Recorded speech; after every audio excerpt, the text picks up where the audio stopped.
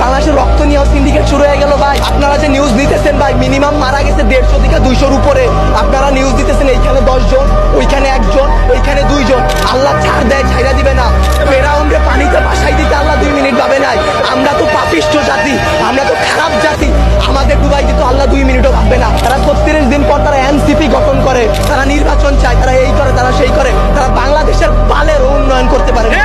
জুলাই অভিশপ্ত না, অভিশপ্ত বাংলাদেশের রাজনীতি। বাংলাদেশের রাজনীতি নিয়ে যে বলবো ভাই, এখন বলবো, কালকে হয়তো আমার বাবা মা আমারে খুঁজে পাবে না। আমরা উপদেষ্টা আনাইছি, আমরা ইউসুফরে সরকার বানাইছি, আমরা সেনাবাহিনীর হাতে সরকার দিছি। আপনাদের বলা আর এই যে নিজের গালে নিচে এইভাবে থাপ্পড় দেওয়া ভাই সেম কথা। বাংলাদেশে জন্মগ্রহণ করে আমরা করছি জীবন সবচেয়ে বড় ভুল, আমাদের বাপ মা করছে ভুল।